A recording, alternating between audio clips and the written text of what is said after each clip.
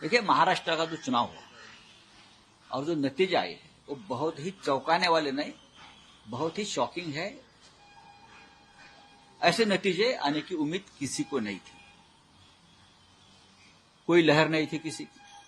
नरेंद्र मोदी और अमित शाह को महाराष्ट्र क्यों वोट देगा? पूरा कैंपेन उनके खिलाफ चला इसलिए कि महाराष्ट्र लूटने का पूरा एक कारस्तान यहां हो गया। यहां से पूरे उद्योग गुजरात में लेके हुए, इसलिए वोट दिया लोगों ने कि हमारा रोजगार गुजरात में मोदी जी लेके जा रहे हैं, चलो हम मोदी जी को वोट दे देंगे। इसलिए खुश है। महाराष्ट्र में किसानों की आत्महत्या चल रही है, महाराष्ट्र में बेईमानी हो गई। ये जो नतीजे आए हैं उसके लिए जिम्मेदार अगर कोई होगा, महाराष्ट्र के जो नुकसान हुआ है वो जस्टिस चंद्रचूड़,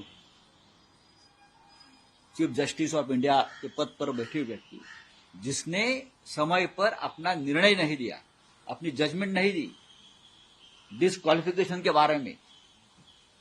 40 लोगों ने बेईमानी की।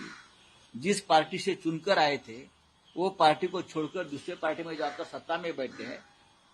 आपकी जिम्मेदारी है संविधान की रक्षा। आपने अगर निर्णय दिया होता तो ये हिम्मत आगे कोई नहीं करता। आपने वो आज भी वो खिड़की दरवाजे खुले रखकर आप वहां से रिटायर हो गए। आप कोई भी किसी तरह से पार्टी बदल सकता है या सरकार बना सकता है दूसरी पार्टी, अपनी पार्टी को छोड़कर। तो इतिहास चंद्रचूड़ साहब को कभी माफ नहीं करेगा और उनका नाम काले शाही में लिखा जाएगा एकदम, कि इस प्रकार की व्यक्ति अपने पद पर बैठी थी और 3 साल तक एक संविधान के खिलाफ बैठी हुई सरकार को प्रोटेक्शन देते रही। वो पार्टी किसकी है, वो चुनाव चिन्ह किसका है, उस बारे में 3 साल में निर्णय नहीं ले सकते थे। इतने बड़े बड़े फैसले देने की आप बात करते हो ना, राम मंदिर से लेकर ये क्या बोलते हैं बॉन्ड तक, इलेक्ट्रल बॉन्ड तक, और पब्लिसिटी का स्टंट करते रहे आप लोग।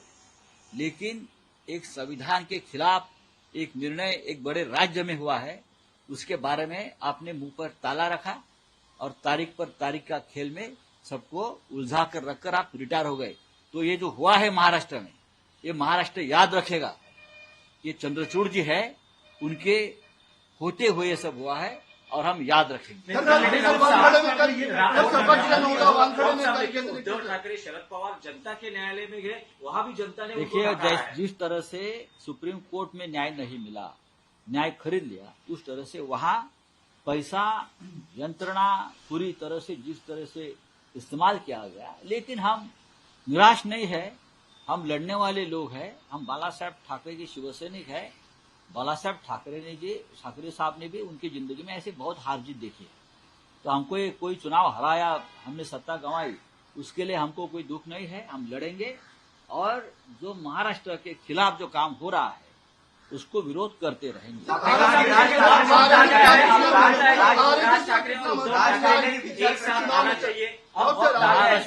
महाराष्ट्र की जनता दुखी है उस निर्णय से, खुश नहीं है।